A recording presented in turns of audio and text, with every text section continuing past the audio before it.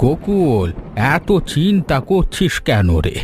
আকাশের দিকে তাকিয়ে দেখ, মেঘ কিন্তু জমছে। আষাঢ় মাসে মেঘ এলে বৃষ্টি আসবেই। আমি এই গ্রামে 60 বছর কাটিয়েছি। এরকম মেঘ দেখলে বুঝি যে আর 2-3 দিনের মধ্যেই ঝড় বৃষ্টি নামবে। তুই একটু ধৈর্য ধর। কাকা, ধৈর্য ধরতে ধরতে তো পুকুরের তলা দেখা যাচ্ছে। এবার যদি বৃষ্টি না হয় তাহলে ধানের চারাগুলো শুকিয়ে যাবে। গত বছর তো কোনো মতে ফসল তুলেছিলাম, এবার যদি তাও না হয় তাহলে সংসার চালাবো কি করে? তোর বাবা রামনাথও এরকম ভাবতো, চিন্তা করতো অনেক, কিন্তু হাল ছাড়তো না কোনো দিন। তুইও তার ছেলে, তুইও হাল ছাড়বি না। দেখ, এটা কাল বৈশাখীর মেঘ। তুই শুধু প্রস্তুতি রাখ, পুকুরের পাড়টা একটু দেখে নে, যাতে জল বেশি এলে ঠিক মতো ধরে রাখা যায়। সত্যি বলছো কাকা? তোমার কথা একটু ভরসা পাই, কিন্তু যদি না হয়? গত বছর তো মেঘ করেছিল, তারপর বৃষ্টি ছাড়াই চলে গেল। সেবার তো চারার অবস্থা দেখে কান্না পেয়েছিল আমার। গত বছরের মেঘ আর এ বছরের মেঘ এক নয় কুকুল। আমি 60 বছর ধরে এ আকাশ দেখছি। দেখ, দক্ষিণ দিক থেকে ভারী মেঘ উঠে আসছে, বাতাসে জলের গন্ধ। এই মেঘ খালি হাতে যায় না, বুঝলি? তোমার মুখে এই কথা শুনলে একটু ভরসা পাই কাকা। তুমি তো এই গ্রামের সবচেয়ে অভিজ্ঞ চাষি। তুমি যখন বলছো বৃষ্টি আসবে, হয়তো হয়তো সত্যিই আসবে।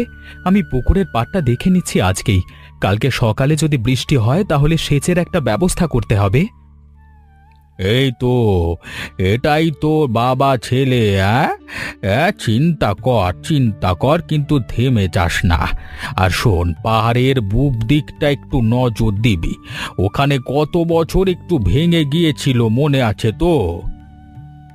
আচ্ছা কাকা, তুমি যাও, আমি এক্ষুনি যাচ্ছি পুকুরে। গোকুল, এই বৃষ্টিতে কোথায় যাচ্ছিলি? একটু বস, বৃষ্টিটা থামুক তারপর যাবি। এখন এই ঝড়ে বাইরে গেলে বিপদ হতে পারে। বৌদি, পুকুরের পাড়টা দেখতে গিয়েছিলাম। হরিপদ কাকা বলেছিলেন আজকে বৃষ্টি হবে, সত্যিই হলো। কিন্তু এত জোরে বৃষ্টি হবে ভাবিনি। পুকুরের জল ঢুকতে শুরু করেছে, সেটা দেখে আসছিলাম। তুই তো ঠিক তোর বাবার মতো, বৃষ্টিতে মাঠে ছুটে যেত। আমি বলতাম একটু থামো, বৃষ্টিটা কমুক, কোনো দিন শুনতো না। তবে হ্যাঁ, এই বৃষ্টিটা সত্যিই দরকার ছিল। গ্রামের সবাই কতদিন ধরে অপেক্ষা করেছিল। বৌদি, পুকুরের পূব দিকের পাড়টা নিয়ে একটু চিন্তা হচ্ছে। গত বছর ওটা একটু ভাঙা ছিল, আজকে দুপুরে গিয়ে দেখে এলাম। এখনো পুরোপুরি ঠিক হয়নি। যদি খুব বেশি জল আসে ওদিক দিয়ে বেরিয়ে যেতে পারে। কালকে সকালে গিয়ে ওটা একটু বাঁধতে হবে। তুই এত কিছু একা ভাবিস কেন? গ্রামে এত মানুষ আছে, সবাইকে বলবি না? আর আমার পাশের বাড়ির মাধবীও বলছিল দুপুরে এবার বৃষ্টি না হলে চাষিদের খুব কষ্ট হবে। মেয়েটা তোদের সবার কথা ভাবে, কিন্তু তোর কথাও জিজ্ঞাসা করছিল কি করেছিস, পুকুরের কি অবস্থা। মাধবী সবার কথাই ভাবে, সে তো ছোটবেলা থেকেই এমন। আচ্ছা বৌদি, বৃষ্টিটা কি আরো হবে বলে মনে হয়? পুকুরটা যদি ভরে যায় তাহলে এবার ধানের জমিতে ঠিকমতো সেচ দেওয়া যাবে। হ্যাঁ রে, মনে হচ্ছে সারা রাতই বৃষ্টি হবে। তুই চা খেয়ে নে, তারপর একটু বৃষ্টি কমলে বাড়ি যা। মাকে বলিস আমি কাল সকালে যাব। আর শোন, কাল যদি পুকুর পাড়ে কাজ করতে হয় সবাইকে জানিয়ে দিস, একা একা কাজ করতে যাস না। আচ্ছা বৌদি, তাই করব। কাকা, তোমার কথা ঠিকই ফলেছে। দেখো পুকুরে কতটা জল বেড়েছে। সারা রাত বৃষ্টি হয়েছে আর এখন পুকুরটা প্রায় অর্ধেক ভরে গেছে। এবার যদি আরেকটু বৃষ্টি হয় তাহলে পুকুর পুরো ভরে যাবে। আমি তো বলেছিলাম আষাঢ়ের মেঘ মিথ্যে করে না। আরে আমার বাবাও বলতেন, দক্ষিণের মেঘ যেদিন ভারী হয়ে আসে সেদিন পুকুর ভরবেই। এখন দেখ, জলটা পরিষ্কার হতে একটু সময় লাগবে, কিন্তু সেচের কাজে এই জল যথেষ্ট। কাকা, একটা কথা ভাবছি, পুকুর থেকে জমি পর্যন্ত জল নিয়ে যাওয়ার কোনো ব্যবস্থা করতে হবে। বালতি দিয়ে জল বয়ে নিয়ে যাওয়া তো সম্ভব নয়। এত বড় জমি, কিছু একটা উপায় বের করতে হবে। তুই এখন যেটা করতে পারিস সেটা হলো পুকুর থেকে জমি পর্যন্ত একটা সেচের নালা বানানো, বাঁশ দিয়ে একটা কাঠামো বানানো, তারপর পাইপ দিয়ে জল নিয়ে যা। আমাদের সময়ে আমরা এভাবেই করতাম। তোর বাবাও করেছে একবার, তখন তুই ছোট ছিলিস, মনে নেই হয়তো। সত্যি বাবাও এরকম করেছিলেন? সেটা তো জানতাম না। কাকা, তুমি যদি একটু বুঝিয়ে দাও কিভাবে নালা কাটতে হবে, কোন দিক দিয়ে যেতে হবে, তাহলে আমার পক্ষে সুবিধে হয়। তুই পুকুরের এই দক্ষিণ কোণ থেকে শুরু করবি। এখান থেকে জমি পর্যন্ত একটু ঢালু আছে, তাই জল প্রাকৃতিকভাবেই নিচের দিকে বইবে। নালাটা 2 ফুট গভীর আর 1.5 ফুট চওড়া রাখবি, আর পাশে মাটি তুলে বাঁধ দিবি, তাহলে জল বাইরে যাবে না।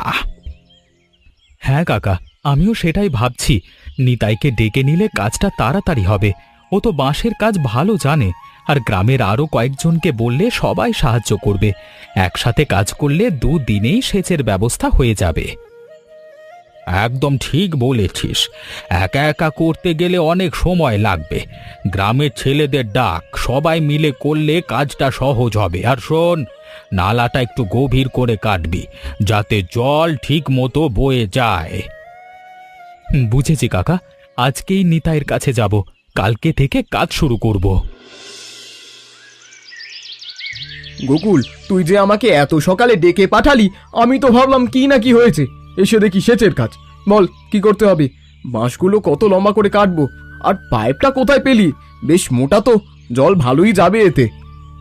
পাইপটা কমলা বৌদির বাড়ি থেকে পেলাম। বাঁশগুলো আমাদের বাড়ির পেছনে ঝাড় থেকে কেটেছি। তুই বাঁশগুলো আর 8 ফুট করে কেটে নে। আমরা তারপর পুকুর পাড় থেকে জমি পর্যন্ত একটা কাঠামো বানাবো। হরিপদ কাকা বলেছেন নালাটা গভীর করে কাটতে। 8 ফুট? আচ্ছা, করছি। তবে বাঁশটা একটু পুরনো হয়ে গেছে, ভালো করে দেখে নিতে হবে কোনটা শক্ত আছে আর কোনটা দুর্বল। দুর্বল বাঁশ দিলে জলের চাপে ভেঙে যাবে, আমি বাছাই করে নিচ্ছি। ঠিক বলেছিস, তুই বাছাই করে নে, তোর চোখ ভালো এসব ব্যাপারে। আচ্ছা আচ্ছা, বুঝেছি। তবে শোন, শুধু আমরা দুজনে করলে তো সন্ধ্যার আগে শেষ হবে না। আর কাউকে ডাকবি না? গ্রামের রমেশ, বিকাশ এদেরকে বললে আসবে তো? সবাই তো একই সমস্যায় পড়ে আছে, সবার জমিতেই সেচ দরকার। আমাদের নালা হলে তাদের জমিতেও জল যাবে। হ্যাঁ ডাকবো, তবে আগে আমরা দুজনে শুরু করি। অন্যরা এলে কাজ দ্রুত হবে। তুই বাঁশটা ধর, আমি মাপ নিই। পুকুর থেকে জমি পর্যন্ত প্রায় 300 ফুট হবে। মাঝখানে একটু ঢালু জায়গা আছে, সেখানটা একটু সাবধানে নালা কাটতে হবে। হরিপদ কাকা বলেছেন ঢালু জায়গায় পাথর বসাতে, নয়তো জলের বেগে মাটি সরে যাবে। 300 ফুট? বাপরে, কাজ তো কম নয়। তবে থাক, কাজ করতে করতে সময় কেটে যাবে। আর কাজ শেষে যদি তোর মা একটু মুড়ি চানাচুর দেন, তাহলে তো সোনায় সোহাগা। তুই চিন্তা করিস না, মা সব ব্যবস্থা করবেন। মাকে বলে রেখেছি। চল শুরু করি। রোদ উঠবার আগে যতটুকু পারি করে ফেলি। দুপুরে রোদ উঠলে কাজ করা কঠিন হবে। চল শুরু করি। তবে একটা কথা বলে রাখি, আমাকে দিয়ে কোদাল চালানোর কাজটা করাস না। গতবার তোর বাড়ির পেছনে কোদাল চালাতে গিয়ে হাতে ফোসকা পড়ে গিয়েছিল। বাঁশ কাটা আর বাঁধার কাজটা আমি করি, কোদালের কাজ তুই কর। আচ্ছা বাবা, তোকে কোদাল ধরতে বলবো না, চল। মাধবী, তুই এখানে একা বসে আছিস কেন? মুখটা এত গোমড়া কেন রে? সারাদিন হাসি ঠাট্টা করিস, আজ কি হলো? কারোর সাথে কিছু হয়েছে? আমাকে বল। বৌদি, কিচ্ছু হয়নি, তবে একটু মন খারাপ হয়েছে। গোকুল সেচের কাজে সবাইকে ডেকেছে, নিতাইকে ডেকেছে, গ্রামের অন্য ছেলেদেরকেও ডেকেছে, কিন্তু আমাকে একবারও বললো না। আমি কি গ্রামের মানুষ নই? আরে মা, এই নিয়ে মন খারাপ? গোকুল হয়তো ভেবেছে তুই বৃষ্টিতে ভিজলে অসুস্থ হয়ে পড়বি। ছেলেটা তোর ক্ষতি চায়নি রে, তাই ডাকিনি। তুই এত ভাবিস না তো। কিন্তু বৌদি, আমি কি এতটাই দুর্বল? বৃষ্টিতে একটু ভিজলে আমি অসুস্থ হয়ে পড়বো? আমি তো রোজ মাঠে কাজ করি, রোদে পুড়ি, বৃষ্টিতে ভিজি। এতটুকু কাজ আমি পারি না? গোকুল আমাকে ছোট মনে করে, এটাই কষ্ট লাগে। দেখ মাধবী, গোকুল তোকে ছোট মনে করে এমনটা নয়, সে তোকে যত্ন করে, তাই ডাকেনি। তুই জানিস না, কাল রাতে বৃষ্টিতে আমার বারান্দায় দাঁড়িয়ে তোর কথাই জিজ্ঞাসা করছিল, মাধবী ঘরে আছে তো, ভিজছে না তো? এটা কি তোকে ছোট মনে করা? সত্যি আমার কথা জিজ্ঞাসা করছিল? হ্যাঁ রে, তবে ছেলে মানুষ তো বুঝতে পারে না যে না বললেও মন খারাপ হয়। তুই রাগ না করে ওর সাথে কথা বল, দেখবি সব পরিষ্কার হয়ে যাবে। আর এত গোমড়া মুখে বসে থাকলে তোকে মানায় না, তোর হাসি মুখটাই ভালো। আচ্ছা বৌদি, দেখি কি করি। মাধবী, তুই চুপচাপ বসে আছিস কেন? আমরা সারাদিন পুকুর পাড়ে কাজ করলাম, হাড় ভাঙা খাটুনি। গোকুলের তো একটু জিরানোও নেই। ছেলেটা সত্যি পরিশ্রমী, এটা মানতেই হবে। তোর বন্ধু তো, তুই একটু খুশি হ। সবাইকে ডেকেছে, সবাই গেছে, আমাকে কেউ বললো না? আমি বুঝি শুধু বাড়িতে বসে থাকার জন্য? আরে আবার সেই কথা, তুই কি সকাল থেকে এটা নিয়েই বসে আছিস? হ্যাঁ বসে আছি তো। তোকে ডেকেছে, গ্রামের আলোচনাদেরকে ডেকেছে। আমি কি কিছু পারি না?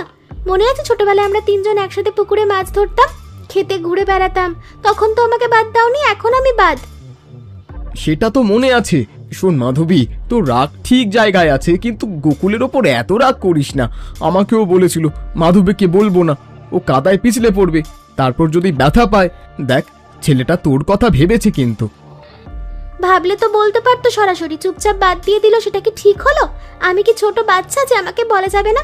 আমি তো নিচে সিদ্ধান্ত নিতে পারি আমি যাব কি যাব না, সেটা তো আমার ব্যাপার। একদম ঠিক কথা, তোর সিদ্ধান্ত তোর নেওয়া উচিত, সেটা আমিও মানি। তবে গোকুলটা গো বেচারা, মুখে বলতে পারে না অনেক কথা, মনে মনে ভাবে। তুই গোকুলকে বলিস সরাসরি, দেখবি গোকুল নিজেই ক্ষমা চাইবে। ছেলেটা ভালো, তুইও তো জানিস। জানি তো, তাই তো কষ্ট লাগে বেশি। যাকে তাকে বাদ দিলে কিছু মনে হতো না, কিন্তু গোকুল বাদ দিল, সেটাই।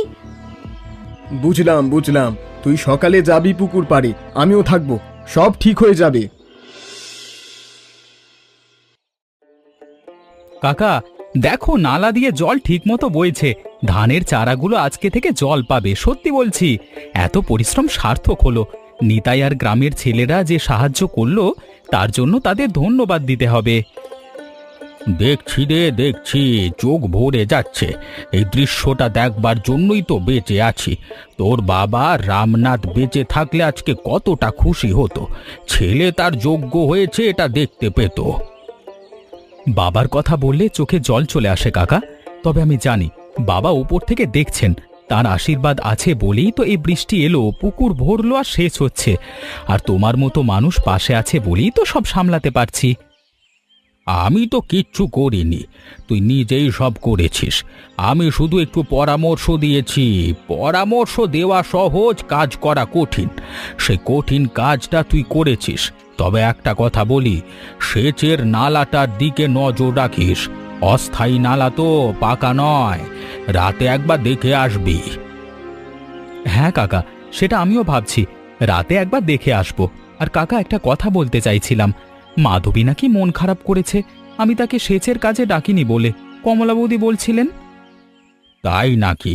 দেখ গোকুল, মাধবী গ্রামের মেয়ে, ও চাষবাসের কাজ জানে। ওকে বাদ দিয়ে ঠিক করিসনি। যে কাজ সবার, সেখানে কাউকে বাদ দিলে মন খারাপ হওয়াটাই স্বাভাবিক। ওর সাথে কথা বল, বুঝিয়ে বল, ছোটবেলার বন্ধু, সহজেই মিটে যাবে। হ্যাঁ কাকা, ওকে বলবো।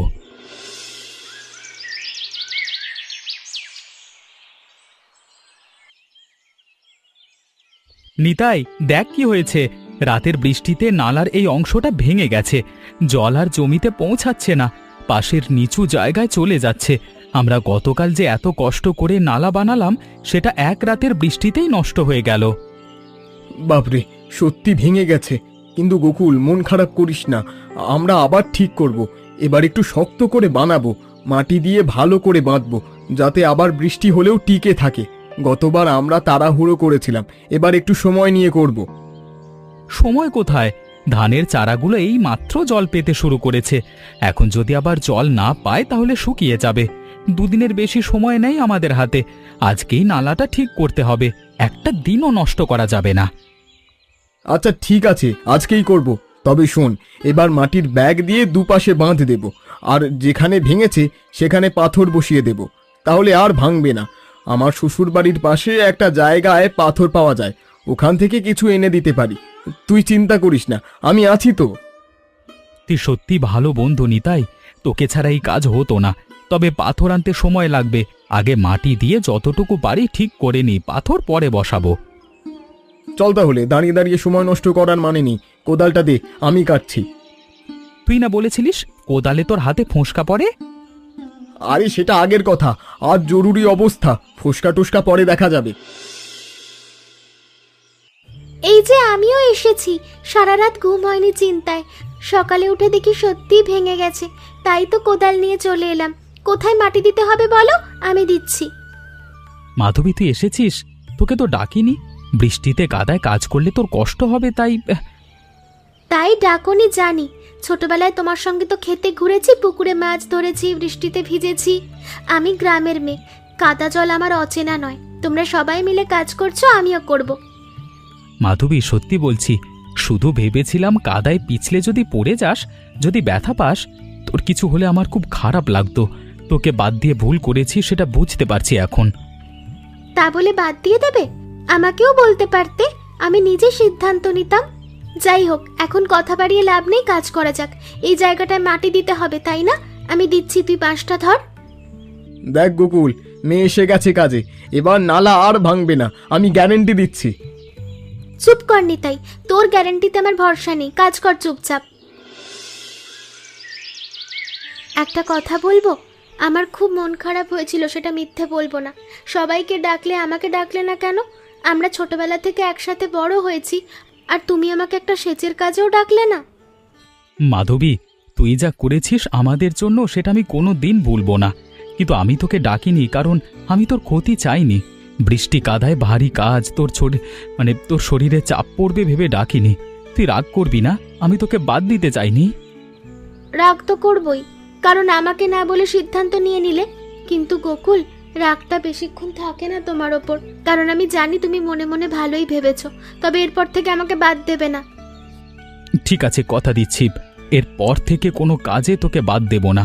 যদি মন খারাপ হয়ে থাকে ক্ষমা করে দিস। এতদিনের বন্ধুর কাছে আবার ক্ষমা চাইতে লাগে নাকি? তবে হ্যাঁ, আমাকে আর বাদ দিলে কিন্তু সত্যিই রাগ করব, তখন আর এত সহজে ছাড়বই না। আর বাদ দেব না রে, পাক্কা কথা। কমলা, দেখ গ্রামের ছেলেমেয়েরা কেমন একসাথে কাজ করছে। গোকুল, নিতাই, মাধবী সবাই হাতে হাত মিলিয়ে নালা ঠিক করছে। এ দৃশ্য দেখলে মনে হয় গ্রামটা এখনো বেঁচে আছে। এটাই তো গ্রামের আসল শক্তি। ঠিক বলেছেন কাকা, আমিও দেখছি মাধবী কেমন উৎসাহ নিয়ে কাজ করছে। কাল পর্যন্ত মেয়েটার মন খারাপ ছিল গোকুল ওকে ডাকেনি বলে, আজ দেখো দুজনে পাশাপাশি কাজ করছে, কথা বলছে, হাসছে।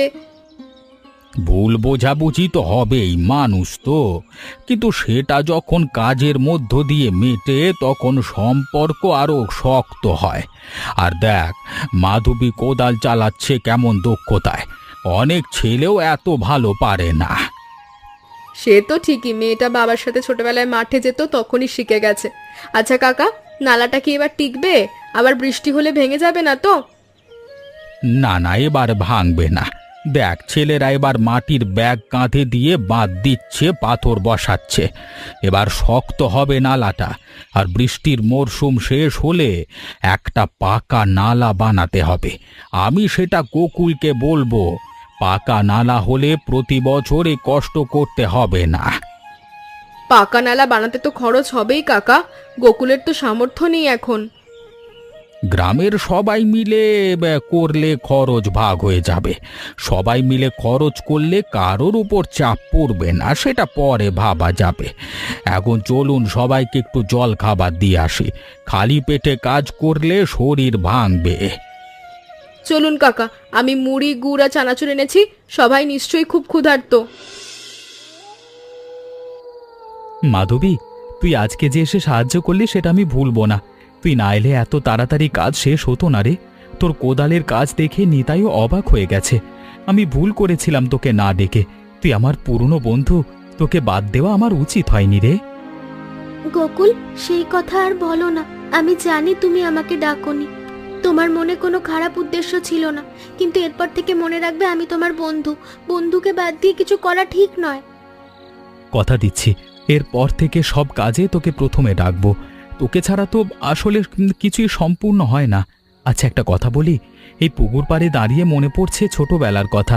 আমরা এখানে মাছ ধরতাম, ব্যাঙ ধরতাম, বৃষ্টিতে ভিজতাম। নিতাই একবার ব্যাঙ দেখে চিৎকার করে পালিয়েছিল, মনে আছে? মনে আছে তো, নিতাই চিৎকার করতে করতে দৌড়ে গেছিল, আর আমরা দুজনে হেসে হেসে গড়িয়ে পড়েছিলাম। কিন্তু দিনগুলো সত্যিই সুন্দর ছিল। তবে আজকের দিনটাও কম সুন্দর নয়। ছোটবেলায় খেলা করতাম, এখন কাজ করি, কিন্তু একসাথে আছি, সেটাই বড় কথা। ঠিক বলেছিস, একসাথে থাকাটাই আসল। চল বাড়ি যাই, তোর মা অপেক্ষা করছেন নিশ্চয়ই, আর আমার মাও জিজ্ঞাসা করবেন কোথায় ছিলাম সারাক্ষণ। চল, তবে কালকে সকালে আবার আসতে হবে। নালাটা ঠিকমতো কাজ করছে কিনা দেখতে হবে। আমিও আসবো, তবে আমাকে আর বাদ দিবি না কিন্তু। বাদ দেব না, পাকা কথা। গোকুল দেখ, মাঠটা কেমন সবুজ হয়ে গেছে। কদিন আগে যে মাটি ফেটে চৌচির হয়ে গেছিল, আজকে সেই মাটিতে জল ভরে গেছে। এই দৃশ্য দেখলে বোঝা যায় আশা রাখতে হয় সব সময়। কাকা, এ কদিনে আমি অনেক কিছুই শিখেছি। শুধু চাষের কাজ নয়, মানুষের সম্পর্কের কথাও। একা একা সব করা যায় না, সবাইকে সাথে নিয়ে চলতে হয়। তুমি পরামর্শ দিয়েছো বলে সব ঠিক মতো হয়েছে, একা আমি কিচ্ছু পারতাম না। এই কথাটাই মনে রাখবি সারা জীবন গোকুল। বর্ষা শুধু জমিতে জল আনে না, মানুষের মনেও মিলন আনে। আজকে এই মাঠটা শুধু বনের মাঠ নয়, আজকে এই মাঠটা শুধু ধানের মাঠ নয়, এটা আমাদের সবার মিলন ক্ষেত্র। এখানে আমরা সবাই একসাথে কাজ করেছি, ঘাম ঝরিয়েছি, একে অপরকে বুঝেছি। এটাই সবচেয়ে বড় ফসল। কাকা, তোমার এই কথাগুলো আমি সারা জীবন মনে রাখবো।